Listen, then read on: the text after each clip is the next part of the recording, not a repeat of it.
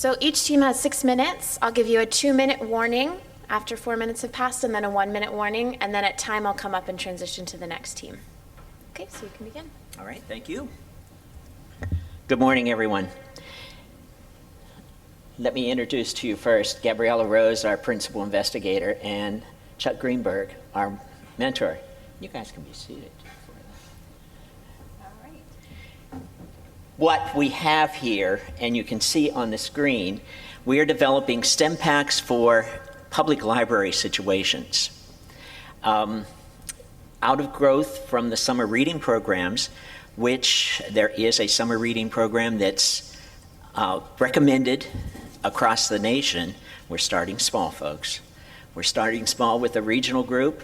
We had a pilot 2 years ago working with some librarians, and we want to create a product that will help them integrate STEM activity into these books that they are using for storytelling during the summer sessions. We know that there is that strong need for STEM literacy. We want all of our students to be STEM literate, so we're hitting that particular informal education opportunity to help develop the STEM literacy with our student population. We had our first set of interviews, and I'll tell you quite honestly, our process was a little loose with our first set of interviews.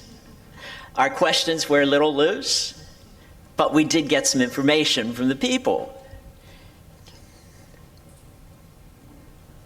Okay. Sam, before you go on, can you explain, I'm over here on the panel, yeah. Excuse me? Can you explain what a STEM pack is? Yes. A STEM pack is a tool that any librarian can pick up. It contains the related, it contains the story topic, and it contains the related STEM activity that could go with that story. It is based on the next generation science standards for developing that activity, and the Common Core math standards for developing that activity.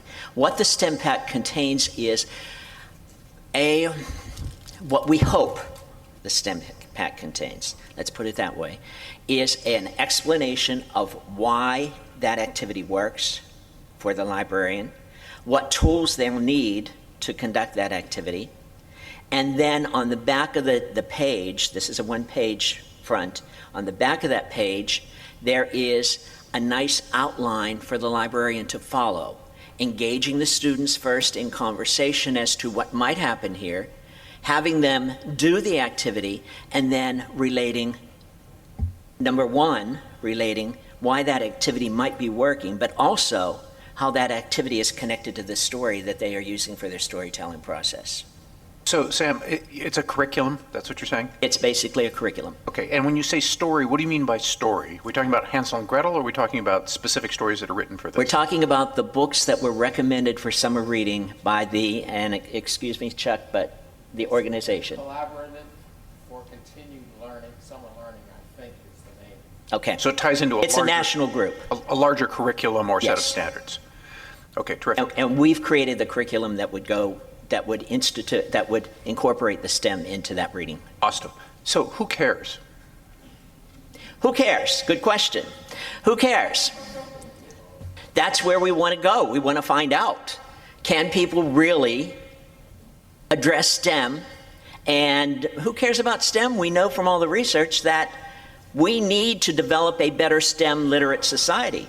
So if we can address every aspect that we can, in addition to school systems, and we're not doing that great of a job there, if we can address, sorry, I can go on. If we can address, we can help to develop a better STEM literate group. Okay, so the reason I asked the question is not just to be difficult, although that's a little bit of it. So look, it would be a good idea if I lost weight, but I'm not getting there. So the fact that there's a need, the fact that it's a good thing is great, but it actually tells us nothing about whether you're going to be successful or not.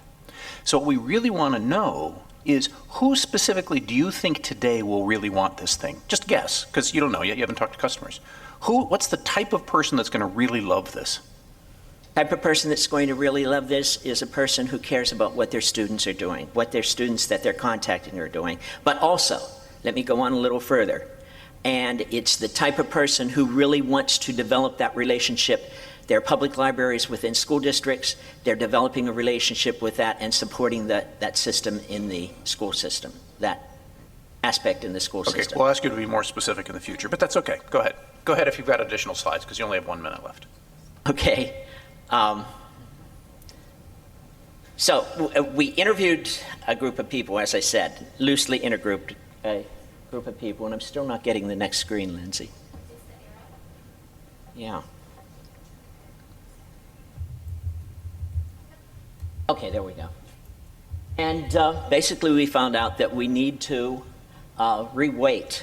We were going K through 8th, the recommendation coming from those people, and it's something we're further investigating, that maybe we need to just concentrate on the early childhood group, the pre-K through second graders. Okay, so Sam, we have about 10 seconds left. Could you go to the last slide and just show us your business model canvas? All right.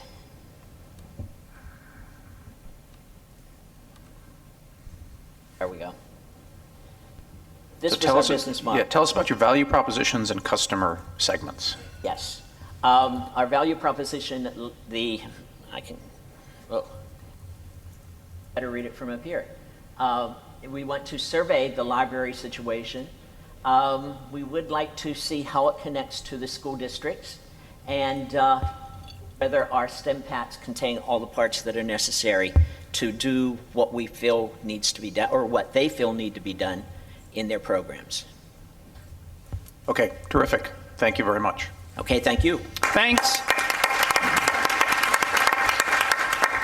Just to comment on peer comments, which we are monitoring. Unfortunately, there's only one, but it's a thoughtful and helpful comment. Team 39 mentor writes, "What do current public summer reading clubs offer in terms of curricula?" That means something about your competitors. So please add your comments. They really enhance what we're able to do on the teaching team. Team 45.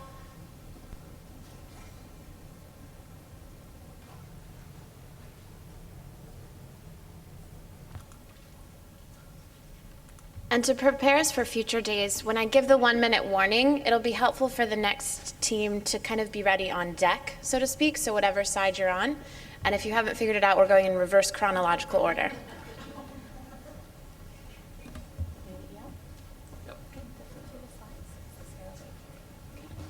You can begin.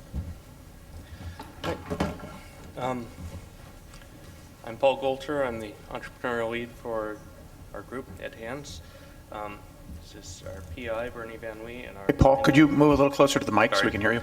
As our PI, Bernie Van Wee, and our mentor, Howard Davis. We did 4 interviews this week. I guess I should describe what we have first. What we've got are these little things, so we can do hands-on learning specifically in fluid mechanics or heat transfer in a classroom instead of a lab. So these are basically very minimalistic heat exchangers or Venturi meters. This one works quite nicely with a little battery-operated pump for air mattresses. This one works nicely with hot and cold tap water and gravity. So Paul, Yep. do you think that you could put that into maybe one sentence, put it on your first slide, and so for future presentations just say it's a set of tools that allow, or whatever Okay. the right words are? All right. That'd be great. That simplifies it and allows you to get to the content of the presentation. Okay. So we think that we've got quite a few possible markets ranging from high school, possibly middle school teachers on to university educators and process technician educators. So we spoke with some process technician educators in Alaska. My colleague Bernie did that. We have some estimates for what we think a good price point would be. they seem to like that. They wanted to skip right ahead to getting a bunch of them, which is a good sign. Also, yeah. Did you put the price point out there, or did they recommend a price to you? $50. Sorry, he's got to answer. I apologize. I wasn't there at that, so apparently they said $50. Okay. And Does that excite you?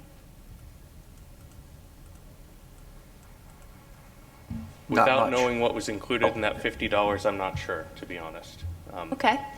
We can, I believe this is currently about $30 worth of materials. I'm trying to remember if that includes the, That's fine. My question is more so for everybody in the room. Somebody puts a price out there, and you may get very excited about anybody wanting to buy what you have. And then when I asked you, did that really get you excited? And you commented, no, because well, it might not be value-based pricing, something we'll talk about later. yeah, I haven't thought through the high school teacher I spoke to said he'd be willing to pay $500 for 10 of these, and I haven't thought through whether or not that's We'll paid get for to things it. yet. Well, how are you going to know what price to settle on? Time and materials and some profit margin. Or what is value-based meaning? Talking to people. The more customers you talk to, the greater understanding you'll have of how much need there is, right? Right, but Okay. I've also got to have enough to pay for what we've done too, so Exactly. that gives me Is a it worth? minimum. Is it worth that's your it. time? Yeah. Perfect. And that's why I don't know whether or not I'm excited, because I haven't done the comparison. So is that your first hypothesis that you were testing? With the high school teacher, I was looking into how he picks activities for his class and whether or not this would be of interest. So I wasn't. He moved on to price, and I hadn't been planning on going there yet. So in some ways, that's a good sign, I think. I also spoke with a person who both runs our first year engineering program and the engineering outreach in our college. I had been expecting that he goes out to high schools. I don't know why I was expecting Hey, that, Paul? but yeah. Paul, we only have 2 minutes, and we really do want to see your business model canvas. Could you skip this slide? Yeah, sorry. So just for everybody's purposes, you see how this begins to go. You're going to get asked questions in the middle of the presentation, and that can be frustrating. But the faster you learn how to give concise answers just to shut us up, the better off you'll be, and maybe us as well.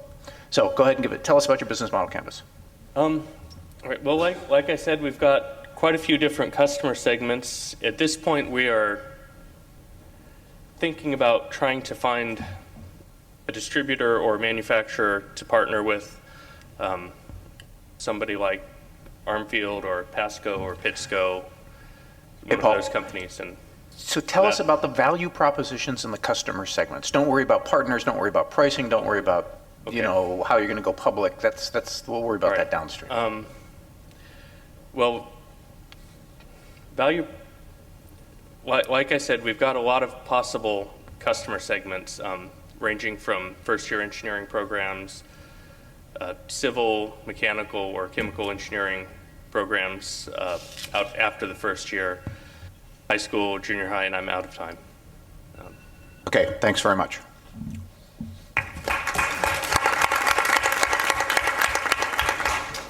Any comments from the teaching team? Chris, you want to So again, just one peer comment, a very insightful one from Team 40. So keep that up and try to increase the frequency of peer comment. Team 44?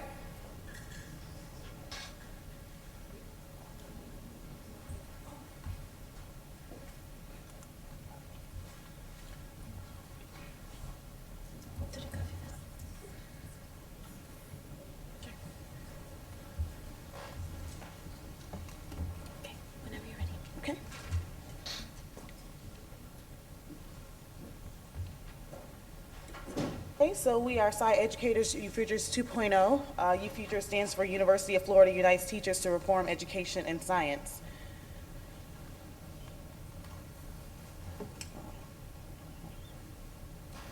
Okay, so from what Can we you go have back learned and tell us who you are? Sorry. Can you go back and tell us who you Sure. are? Yeah, there you go. This is Rose Pringle, the PI. I'm Natalie King, the entrepreneurial lead, and this is Linda Hayes, our mentor. And what do you do? Go back to your first slide. Don't leave yet. Sorry. Okay, we know who you are. That's great. Yes. What are you doing? Okay, so what we do right now is this is from a NSF project, View Futures. What we have done is trained middle school science teachers and prepared them with content and the pedagogical knowledge in order to be successful in their science classrooms with hopes of increasing science achievement in the middle grades. What we would like to do now, we had 2 cohorts, they've gotten their master's degree. What we want to do now is change it into a 15 credit hour course that can be readily available to other middle school science teachers. So Natalie, hope is not a viable value proposition, but so your aspiration is to improve achievement. And presumably you have some evidence that brings you here. So stop using the term hope. Okay. So what we've learned from customers this week, we interviewed so far just 1 middle grade science teacher, a school principal, as well as a district STEM leader. They are all interested in transforming science in the middle grades. And then high-stake testing constrains teachers' risk-taking, willingness to engage in more of these innovative approaches. And so a lot of students are disconnected in their learning. We're also seeing a lack of preparedness for middle grades science teachers for a range of different reasons. And some of it is coming because they're alternatively certified. And so now we want to figure out what can we do to provide them with the content and the knowledge in order to make them more successful in teaching and the students in learning. We expected in the current climate to find that their educators are generally interested in science performance of all their learners. And we have learned that they do truly care about students learning science. We know that funding is probably going to be an issue, and as the interviews told us so far at this point, and we have a lot more to do, funding is an issue. And so we will evaluate our interview protocol to understand what our questions are asking, what are they willing to pay, who will be the one to pay for it, and where can we go from here in order to get this training to the middle school teachers in order to move this forward. Natalie, can I ask you a question? Sure. Did it really surprise you to find that educators actually care about their students?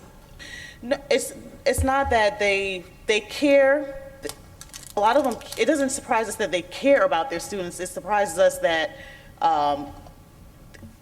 they're not equipped with what they need in order to train them the way that they are. So what we're seeing is that they care that this stuff is happening. They don't know what to do or how to solve the problem. And so that's where we are coming into play. So when you write your value propositions, I'm glad you switched to this. Oh, nope, back to your business. Okay. Yep, perfect. Which of these value propositions aligns to what you just said? The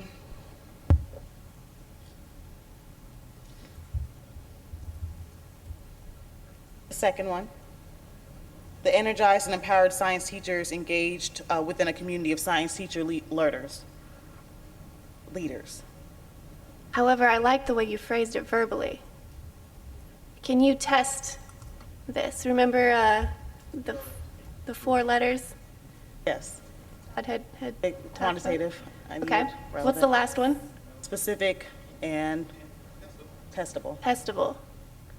So what about what you verbally described as testable that is not testable in your current value proposition as written?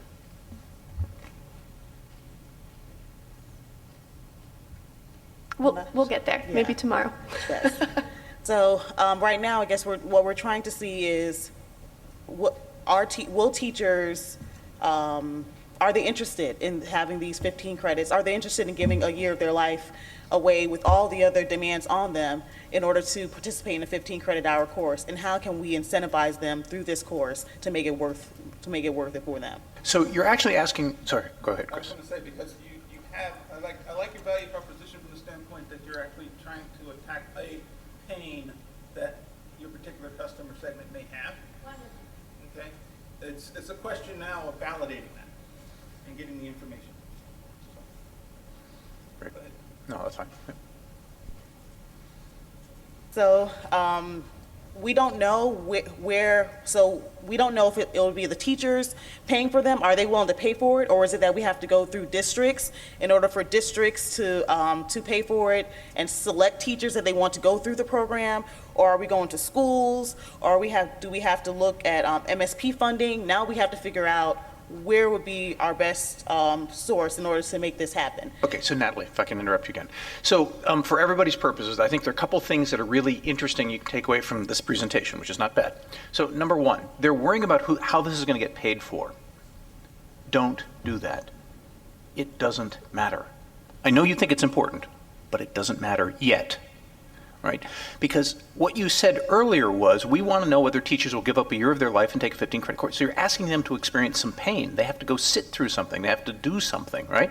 So before you worry about how you're going to get paid, try to figure out whether they want to do it and what's going to make them want to do it. That's the whole value proposition argument. Okay? So your value propositions need to be to your customers. Why are they going to leap out of their chairs and rush to your course and throw away weeks of their life to be able to take your course? And that's really what you're trying to find out with the value proposition. Okay? So for everybody, don't get hung up on payment or that sort of stuff yet, because it will come. But if you find a good value proposition, money shows up somehow. If you go back one slide, this slide has a lot of information in it. It's really hard to know whether we're supposed to be looking at you or reading the slide. All right? When you're up there presenting, you want us looking at you. Okay? So simplify the slide and then speak to it and get us excited with your words rather than doing a data dump on the slide.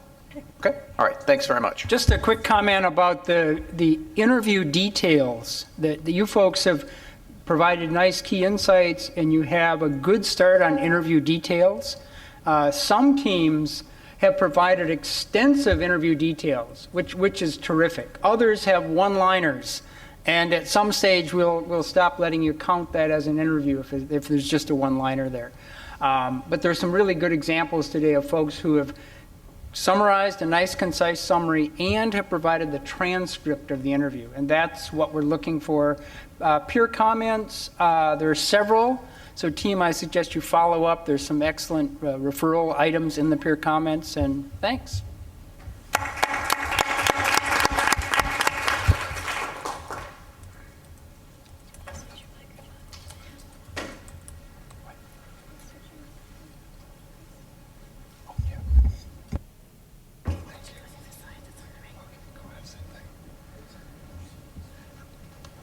Well, hello, boys and girls.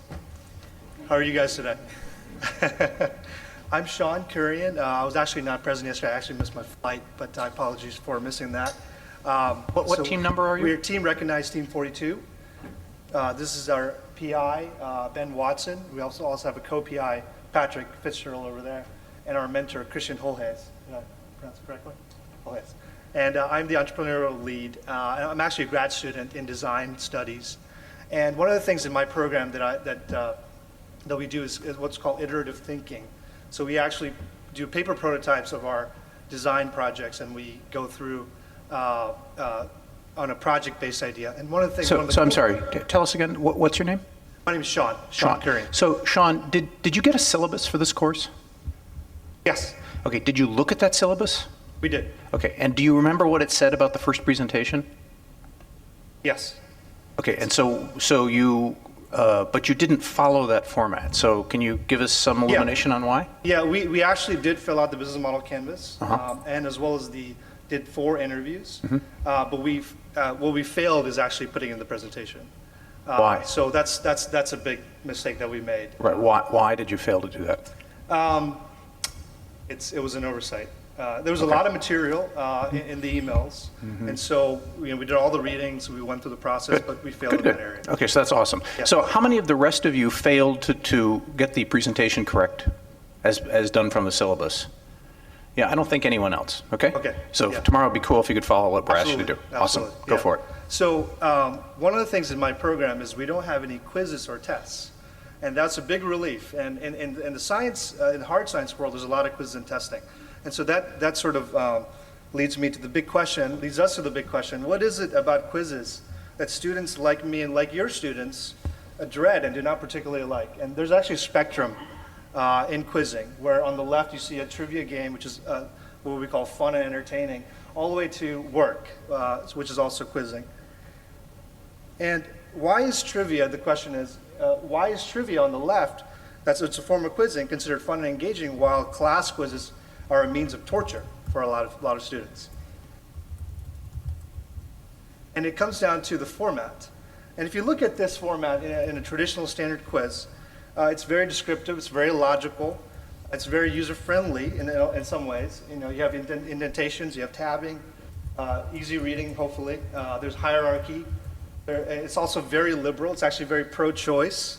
There's actually some storytelling. If you look at some of the questions, last summer there was very little rain.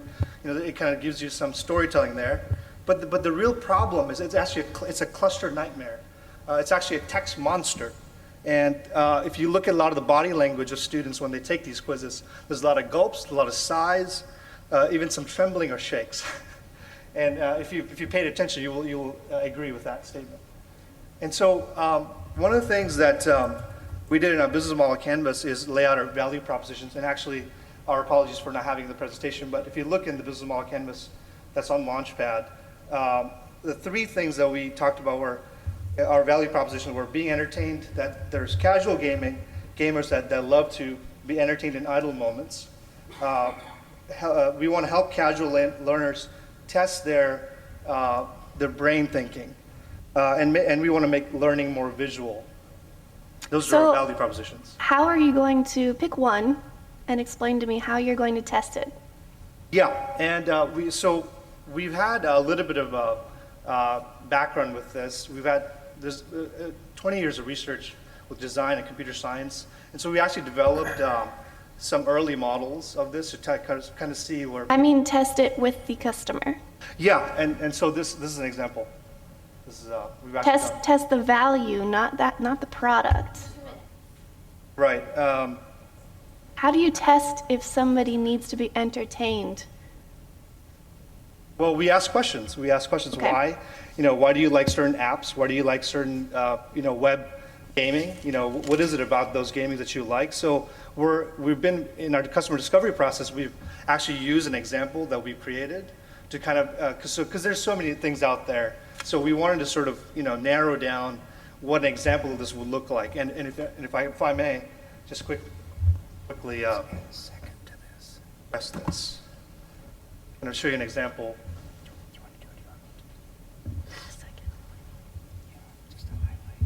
So Sean, why don't you use your words? We don't need a product demo. Absolutely. As a matter of fact, we don't want a product demo. What we want to know is why does anyone care about this? That's what Lydia's asking you. Yeah, and how are you going to find that out? Sure. From the science standpoint, visual learning, deals with the parietal part of the brain, and so and people in general, are drawn towards entertainment and gaming.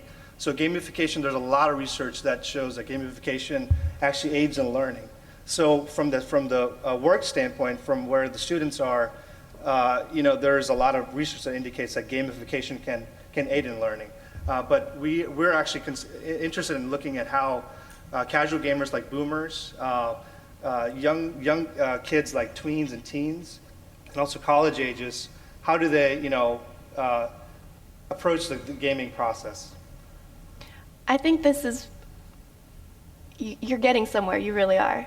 It's just, when you're trying to test a value proposition, you're asking about people's entertainment value and what they like to see, how they like to engage. It is difficult to figure out what actually pushes them to do something. So we want you to get into their shoes, be the most empathetic you could possibly be, and figure out why they push a button and why they don't. So if you can figure out how to phrase your value propositions in a yes or no answer by tomorrow, Okay. that would be great. Your presentation has prompted more peer comments than all the others combined, and many of them are, I would note, relentlessly direct questions, even more relentlessly direct than what you're hearing from us. So take a look at the peer comments. Sure. Thank you. Thanks.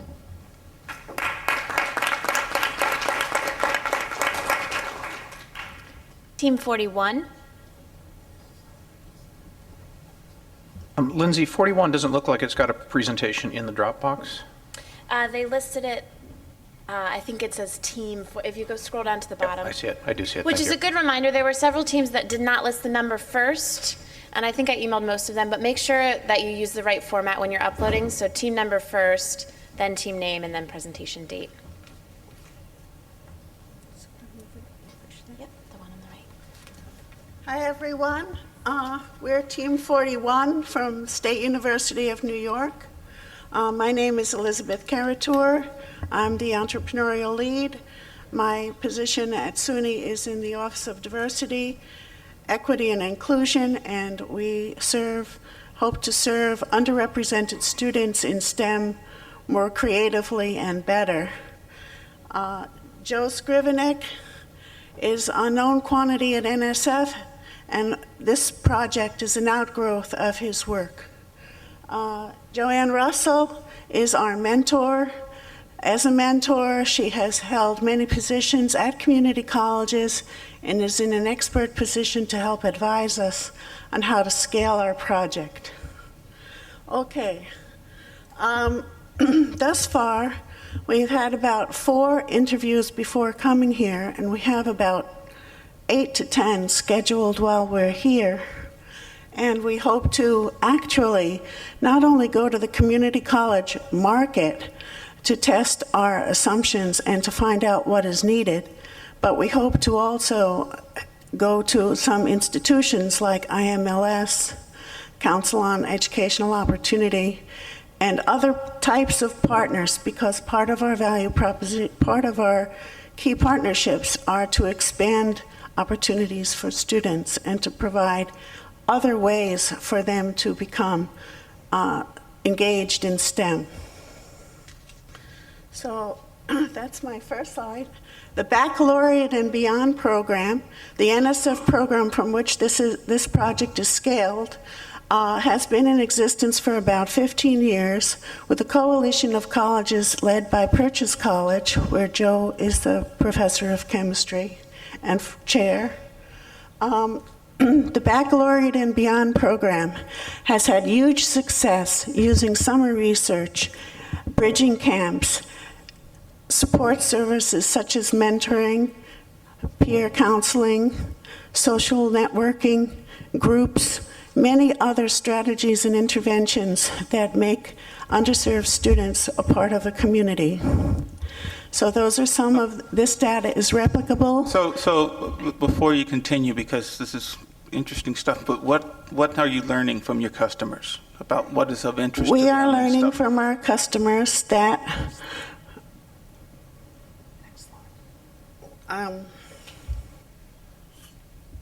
to promote more summer learning opportunities, we may have to switch to a tuition-based model, and that this will afford more students the opportunity to participate, and also it will systematize the kinds of opportunities that are available as applied learning for the community college partners. How many?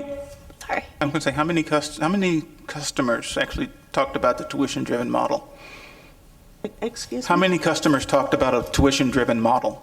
Well, so far we have only, well, actually, I think all 4 of them have mentioned it in some way. Presidents of colleges, the deans, and one of our customers is somebody at SUNY who is in charge of all the community colleges. So that's the reason why they care about this, is that maybe bringing in tuition to them, or? No, but it's a way, if we can find a really are thinking that if we can bring this into a credit-bearing status, it may have to carry some tuition. So we're trying to sort out the mechanics of the process. Okay, because I just want, you can focus on not the tuition side and the money side of it, as Todd has said before. It's really about what is that value that they bring in. The value added for the campuses is that we will graduate and ease the transitions to four-year colleges for our students. We will graduate more students from community college in STEM. The graduation rate at community colleges in STEM and SUNY is less than 30%. Elizabeth, before the time is up, I'm hoping to just get a quick, what is your program? Our program, the key ingredient is to improve opportunities for summer research for STEM students. And how do you do that? We are going to be offering bridging camps for them. So you run camps? Yes. We you run also summer hire- undergraduate research programs. Do you hire the mentors? Yes. And we pay vet the faculty students? as mentors. Okay.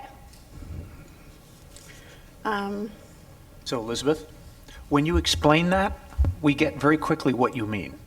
But until Lydia asked you the question, none of us up here knew what it was you guys were doing, for whom you were doing it, or why you were doing it. So as a suggestion for tomorrow, don't worry so much about the slides initially. Ultimately, you got to have slides. Just figure out how you'd explain it. Yes. And think of us as your somewhat dim aunt. Okay. Right? You got to explain what the heck you're spending your life on to your aunt. All right, well, that's fine. Carl's an uncle, I'm an aunt, fine. No, but think about it, because the words you use when we ask you the direct question, we begin to understand. But from the slides, we're just not getting it. Okay. So why don't you go to your last slide, because I think we're down to like 20 seconds or something. Our value propositions are to help community college students to graduate and that's primarily it. Okay, thank you very much. Thank you.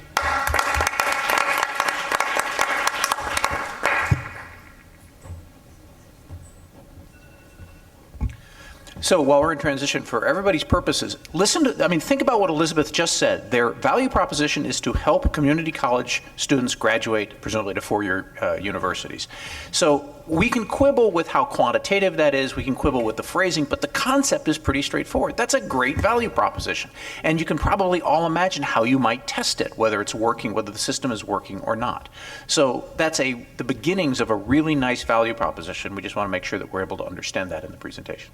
Okay?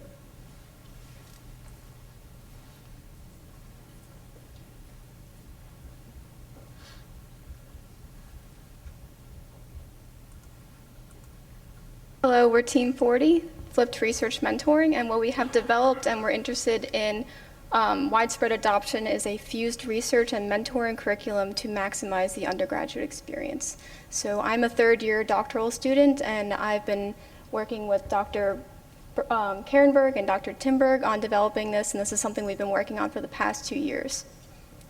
And so with these first initial customer discovery Sarah, what does maximize mean to you? Maximize, yes. So with our curriculum, we wanted to bring in critical aspects that we felt weren't currently addressed with the mentoring experience between an undergraduate student and a research mentor. So this would include maximizing critical thinking skills and bringing those concepts into weekly lessons, and also taking into consideration the confidence of the undergraduate student, and having these both tied together to ensure that the student is properly educated and will be competitive once they graduate and they're interested in becoming a part of the STEM workforce. So it's a nice, succinct description. I'm still not clear on what it means. And fuse seems like a really clever term. What do you mean by fuse? What's unique about it? And is it a key part of your value proposition? Absolutely, this is critical. So in a lot of mentoring experiences and through customer discovery, we've noticed that in the research experience, a lot of times the research mentor doesn't focus on the career development aspect. A lot of times this is something that's left off to the side, or the university will cover in different events. So by combining the research experience and technical topics with career development, and by fusing those together, we can create a specified curriculum that is used to engage the student, make sure they're prepared. Is this curriculum tailored to each student? So we provide a backbone. The idea is to empower the research mentor, and they can use that backbone to then add additional material to make sure it is customized to the student and to the research experience. So your backbone, to use I-Core term, is your product? Yes, the backbone is the curriculum that is our product. So we've conducted 8 interviews so far, and so what we wanted to do was cast a wide net, realizing that if we want to have widespread adoption in a university setting, there's a lot of people we need to convince. And looking at our value proposition and the pressure points, we realized that there's actually a domino effect, starting from the undergraduate student and working all the way up through the upper administration at the university setting. So what we've learned is we have a broad sense of the various pressure points or pain points in regards to research experiences in the university. There are numerous institutional barriers to adoption, and that the IP is going to be a tricky point with this curriculum development or propagation of this innovation. We also, again, realized that we need to reach a critical mass of supporters, or early evangelists, the term used in the books, to make sure that rather than having adoption on an individual PI basis, that this is something that can be a more broader scope throughout a university, or even including other universities. So the next steps include investigating professional organizations and senior university administration to, again, make sure we're attacking these pressure points and identifying them in our value proposition. And here's our current business model canvas. So we have customization, as I mentioned earlier, having a curriculum skeleton to empower the research mentor, but also realizing that they can supplement that to specify the experience. Getting the job done. So a lot of times research mentors, especially if they're graduate students, they can feel overwhelmed by the research experience. So providing that skeleton will enable them to quickly engage with their undergraduate student. So customization is a description of the product. It's not actually a value proposition.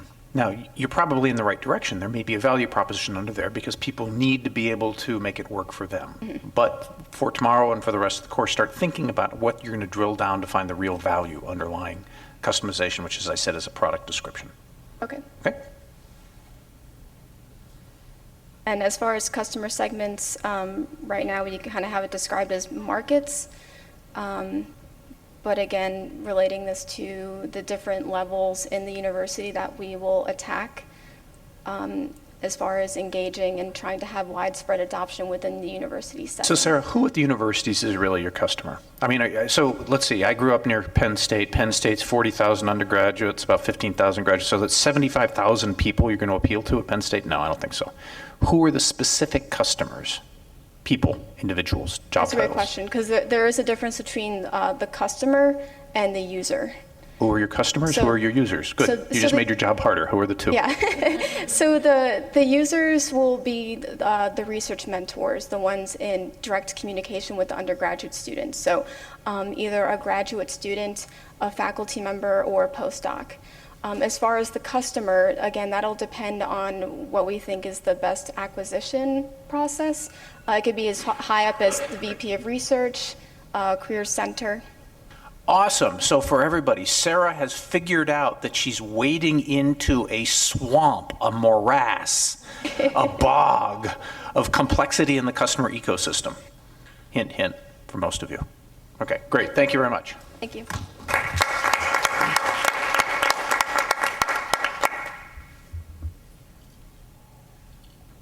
Team 39. So it's this one on the right, right? Okay.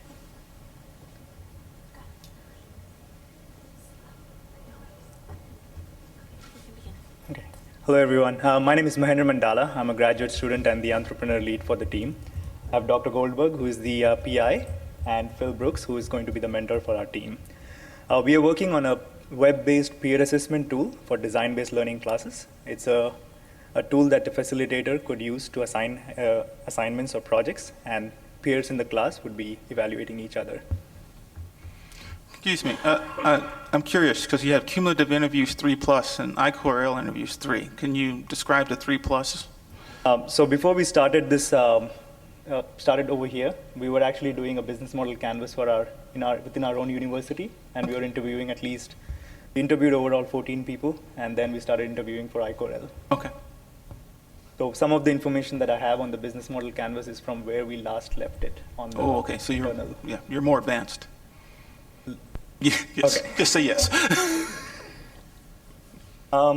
So what we have learned so far is that our customers, so what we are expecting were our customers at university, faculty, customers at K-12 or college level, and customers from small design firms who have teams working across different locations who want to evaluate each other's designs.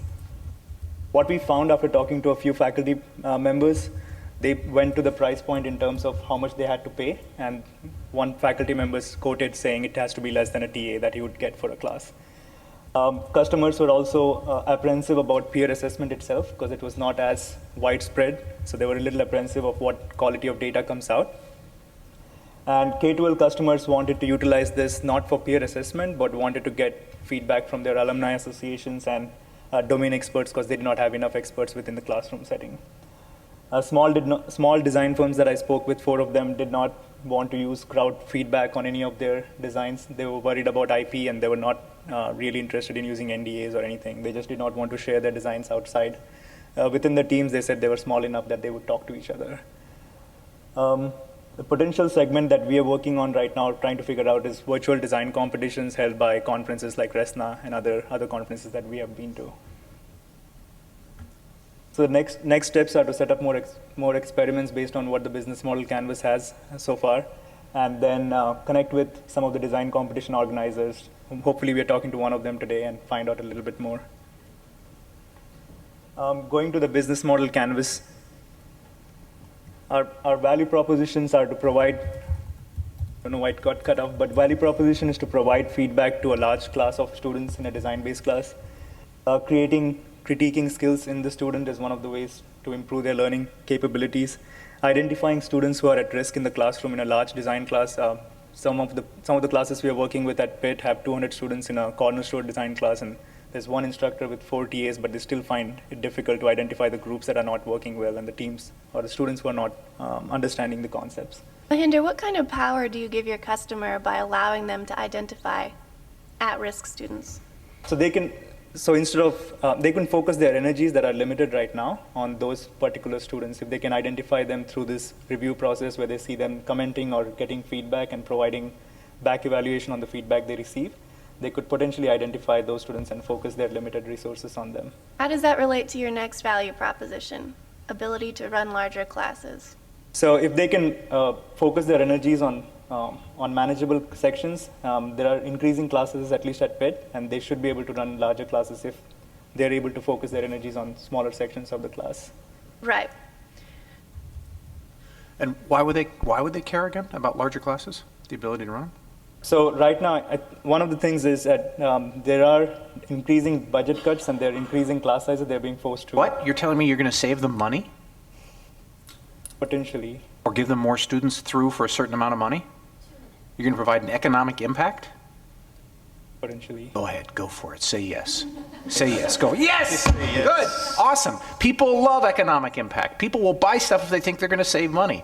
Now, I know we're in education. I know this is all for the greater good of humanity. But honestly, people will get excited if you can save them some money, whether you can save them time, whether you can save them energy, whether you can save them inputs, whatever. So that's okay. Don't be afraid to say yes. Okay. Another point was to a centralized location to manage feedback that students receive on their design projects and then put their points on the next steps that they're going to work on. So everything is centralized in a single location. And one of the other items was run virtual design competitions. What we found so far was we struck out, at least I was testing out how the LaunchPad Central would struck out if I invalidated a hypothesis was independent designers are not there, but we're still looking at K-12 and college faculty as well as university faculty and organizers of design competition. One of the things we focused on in terms of just looking at the revenue model was a subscription-based model. So we have a spin-off company from Pitt who has done peer assessment in writing domain. We're working with them. We're using their base website design with added services as an MVP to test out in different classes within Pitt. And we're just looking at different revenue models based on what they've done so far. Could you go to your next slide? Oh, yeah. So why did you make this slide? I couldn't read the previous slide, so I ended up... Neither can we. Awesome. Okay, so show us the next slide. And how did you make this slide? From the LaunchPad Central, I clicked on the gear icon and then exported only a particular section. Everybody hear what he's saying? Everybody hear what he's saying? Yeah, you all need to do this. Okay, so Mahinder, I think we're out of time. I just want to point out that you cheated. All right? You read the materials we asked you to read, you thought about them, and you built your presentation around that. And as a result, because of that cheating, that was the clearest and most straightforward presentation we've had so far. So thank you for that. Thank you for cheating. However, there's no discovery posted. So even though you have a nicely populated business model canvas and you've actually taken the bold action of invalidating a hypothesis, which I suspect many of you will do, we really do need to see the discovery that it's based on. I mean, you've gained a lot of insights, but we need to see it. Okay, so you don't get a gold star, you only get a silver star. No, but for everybody's purposes, look, correct me if I'm wrong and yell if you feel differently. You understood what he's trying to do and you understood how he's trying to do it and you understood what he thought the value propositions were. From our perspective, that's brilliant. Because remember, we're trying to grapple with a lot of technologies. A lot of you guys are experts in your field that we don't know much about. And if you can make it quick and clear and simple to us, because remember, we're your dim aunt or uncle. Relative, there you go.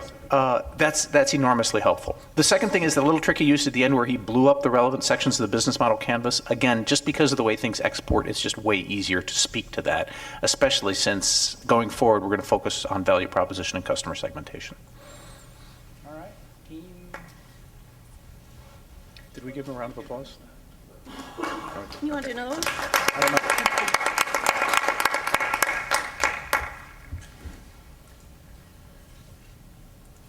Yeah, this is a legacy from the Canonical. The entire team faces the whole group, even though the EL is the one who has to speak. Thank you. Let him sit down. Well, I'm Kyojo Ashong, and we have Dr. Ellen Thomas as our mentor and Dr. Raquel Perez as our PI. So we're doing taking tape, microfluidics or microchips from like the clean room to the classroom. And that's like really important since most of the time for microfabrication, you have to do it in a clean room where you're wearing goggles and a lot of equipment and everything necessary is really expensive. So we want to bring it down to just needing tape, a glass slide, and your PDMS. So we were wondering if teachers would actually be interested in having microfabric technology in their classroom. So we interviewed 4 teachers, and through that we were able to say that they actually are interested, and there's more of a... How interested? How interested? When I was talking, we were like really excited. They were just tossing out tons of things that they could possibly use it for. And so like now it's like more narrowing it down the aspects that they can use this technology for, and pretty much giving them away and maybe some quick examples that they can test out. And then if they want to go broader on it, they can do that. This is a great example of a probing question. So he didn't ask, do you want what I'm building? He then went further and said, how would you be using it, right? So now he can somehow change the way he's asking questions in the future based on what he's learning. And for the most part, the other thing is a a lot of their laboratories and experiments that they do, since we're targeting like high school students, a lot of it has to relate back to the curriculum and what they're teaching. So that's like another thing that we're focusing on and figuring out exactly how do we link the two together. How are you going to figure that out? By actually going online and looking at some of the curriculums that they do have up. Most of the ones that we talk to, they already use the standardized curriculums that are designated by the state. So we can look through that and in details and see certain units and be like, oh, we can probably design an experiment that can show this topic, stuff like that. Do you know how much flexibility they have in changing curriculums? Somewhat for some of the teachers. For two of them, they were able to they make their own curriculum. So they're like, if they wanted to add it in, they can. If they want to take something out, they can. For the other ones, they have limited flexibility, where they might be able to change a slight to, but not like the whole curriculum as itself.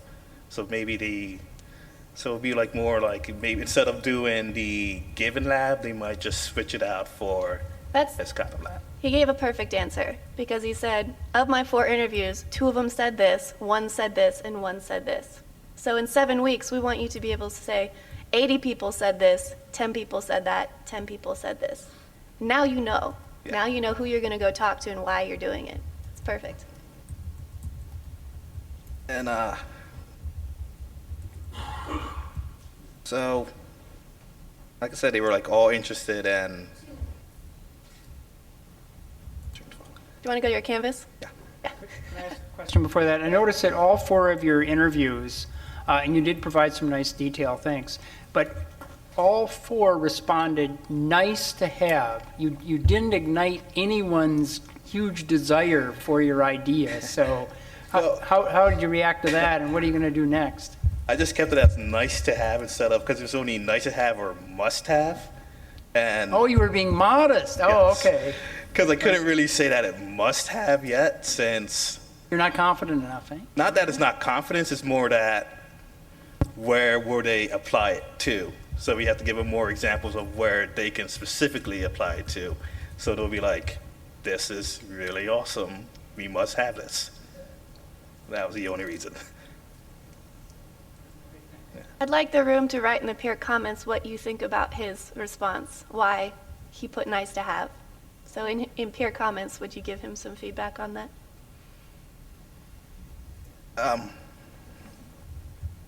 Basically for our hypothesis that we're trying to test is we want to improve the high school students' interest in STEM, especially in the microtechnology, because you do not see microtechnology really until you hit up undergraduate school. And even in undergrad, you're mainly seeing it in just slides. You're not getting a hands-on experience. So we wanted, it's going to be an easy, inexpensive way to introduce it to the classrooms. And it's also going to be a bundled solution. Since once I was talking to them, a lot of them like the kits, the lab kits, but they don't specifically like that. They give like cookie cut instructions for the students to do. They want the students to explore and experiment around themselves for it. Okay, thank you.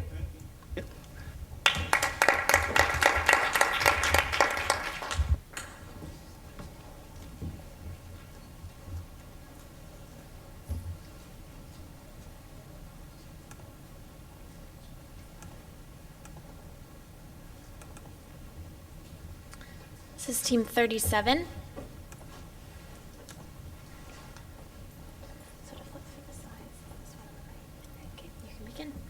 Okay, so the great news is there's only 2 presentations left, and the bad news is you have to listen to mine first. So, ready, go. So I am Dr. Destiny Babjack, and I work at Psychology Software Tools. This is Sandra Webster. She works at Westminster.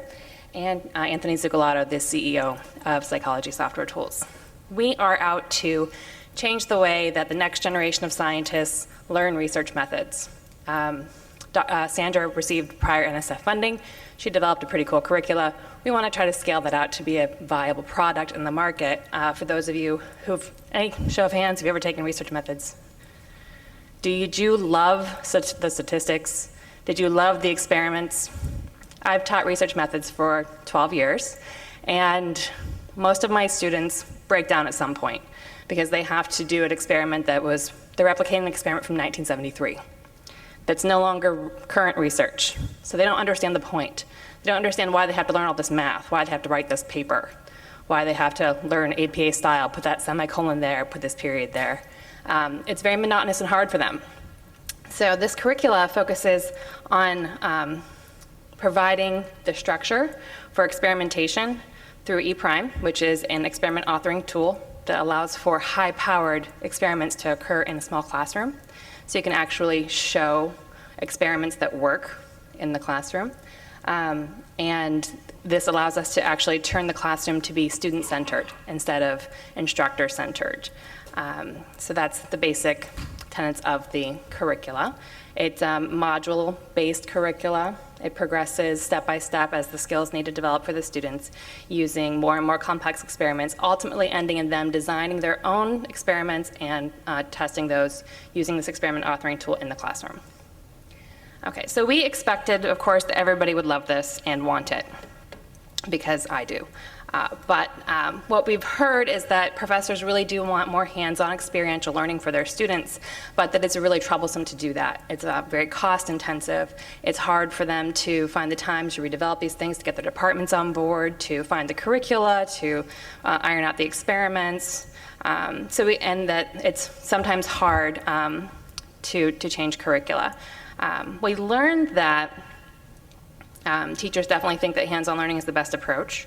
And they have all these difficulties to do that. But what we're really hearing from them is, if you do the work for me, I'll buy that. So if you make this really easy for me to put in my classroom, I can do that. So what we're trying to do next is take this curricula that Dr. Webster has and pare it down to what would be the minimum viable product, because it has a lot of bells and whistles now. And it could have a lot more. So maybe in 5 years it will have absolutely everything we want. We want to integrate with learning management systems.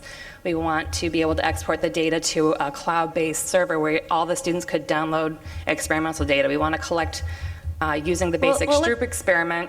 Let's stick with your MVP. Right, so we want to actually just get it down to the bare nuts and bolts for now, so that we can get it out to market. For example, having canned experiments that they can run, and then recommendations for DIY options, things that they could bring into their classroom. Any questions? So this is a slide. You thought we were going to interrupt you. Look at that. This is a slide that I want to point out to everyone, because it has the basic format that we were talking about. What did I think? What did I do? What did I learn? What am I going to do next? But going forward, I want you to be much, much, much more specific, right? Because I understand you thought everybody would love what you built. But what about what you built did you think they were going to love? What little nitty-gritty point of the MVP? So then test each one of those individually. Okay. In fact, if I could add on to that, if I look at what did we learn, would you look at that and say, well, what sort of value proposition do I pull out from what you learned? Is there distinct things there that really caught your eye? Yeah, everyone loved it, okay. But they didn't love it because it would take more time. Oh, so maybe reducing time is their value proposition, Well, to be right? fair, they don't love it. So I'll be quite honest, because they haven't seen it. There we go. There we go. So we've done only 4 interviews so far, but putting a curricula in somebody's hands is actually a difficult thing to do for customer discovery, especially when you don't have the product in hand to offer to them. And I'm just going to point out that we don't want you to put a product in anyone's hand, so it's a good but they thing. love the idea of it. Yes. But yes, these are going to be much more tailored to specific hypotheses for value propositions from here on out. You won't get everything we know, but just pieces of it. We also I did a survey of 27 people, and I have a lot more information from that than I do so far, the 4 interviews we've done, but that helps us shape our interviews in the future. All right, so here's the business model canvas. It's a little hard to read with the blue stickies, so those are going to go away in the future as well. Can you just pick one that you think is the most testable? Sure. I think that the most testable hypotheses is that we will be able to minimize the time to produce effective research method lessons for professors. Why did you pick time? Because it's easily measurable, quantifiable, and specific. So I know a lot of committees spend a lot of time. We can just estimate how much time they spend on development before we get there, and then we can ask them how much time they spend on development after they adopt the curriculum and look for a reduction there. So that should be a significant t-test. What does time mean to somebody developing a curricula? I feel like this is a Socratic question. Everything we do is, don't worry. Well, the time to develop a curricula will involve planning, implementation, committee selection. It's different for each customer, actually. So it turns out our customers are actually students. Just to be a little more specific here, that's who's going to buy our product. But the faculty are who have to pick our texts. But the faculty spend weeks, months, years discussing these things in undergraduate education research committees. Just a note for everyone, she said that we used a survey. Survey is a great tool to scan, but they didn't count it as an interview. That's the right call. So, if you see a role for a survey to just do a broad scan, it's a good idea, but it's not. We won't count it as an interview. So, thanks, team.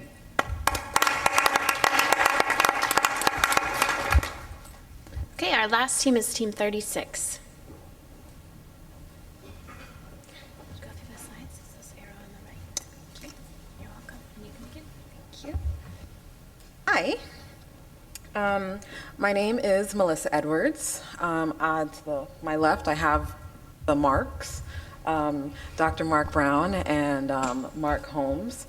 Dr. Brown and I are at Colorado State University, and we have a publisher with us from Cognella, Mr. Combs, and we're Team 36. Our innovation is flipping the STEM classroom. And what we're essentially looking to do is to create a how-to guide for the faculty to change the overall structure of their class so that it is, as opposed to the traditional I sit here and talk, lecture, at a class. We want to engage a classroom where it is kind of this interactive learning. So we want to direct this towards the faculty who are teaching, and that's who we're appealing to. And we want to create a guide for them to help implement this in colleges. So we're just looking to make the classroom an engaging activity, especially in higher education, so that it increases the retention in the STEM fields, and specifically for minorities. And everyone here has taken a STEM class at some time you just were not happy with, or it was hard or difficult, and you were taught at, not taught to. And we're looking to make guides to help teachers teach to the students and not at them. So we're flipping the classroom, engaging our students to the content to the instructor, and instructors to the students. As well, prior to this, we were just kind of getting started with interviews, because initially we were kind of surveying faculty, is this something that you'd be interested in? It was just kind of a yes or no, essentially, before kind of interviews started.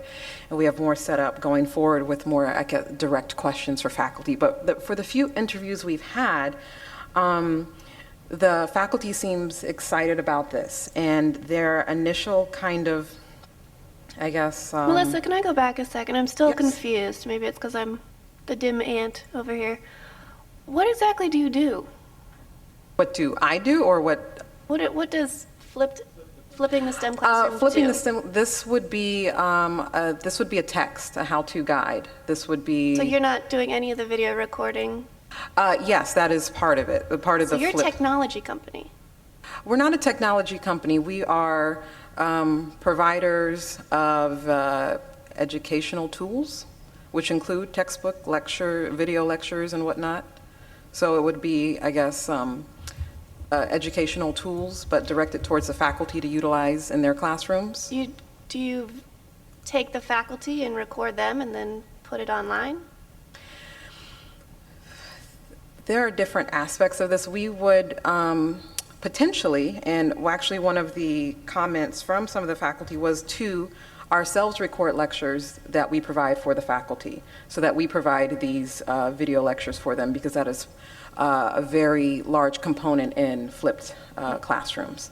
So we would be, say, acquiring lectures from very high, well-known faculty and staff that So we you have perhaps recorded. would be paying someone like Steve Blank to make you a video and then put it up online using someone else's content? Maybe, kind of, sort of, yes, no. Okay. I think you know where I'm getting with this. Is I don't actually know what you do. And I don't think you do either, and it's okay. Well, I do. I know we want to design a text. That's a how-to for the faculty to redesign their classroom. We want to restructure the traditional course, the traditional classroom, and via a how-to guide for teachers. Okay. And do you think you being more involved or less involved in the whole process is the value? More involved. So you're not just giving a how-to guide. You want to be more involved in that. Okay. Yes. So when I'm looking at your value propositions, it's a sentence. It's okay. So you started off your presentation listing out very specific value adds you would give to a classroom. So if you were to do that with your Canvas, how many would you have, do you think? Wait, what was the question? So you've seen other people's canvases. Yes. And they were trying to figure out how to phrase specific aspects of what you are and who you are in a testable way. So you can go out there and say, do you want me to video record you? What kind of value proposition can you tell me right now that you can go test today when you go to your interviews? I guess if, I guess the textbook, the video lectures, I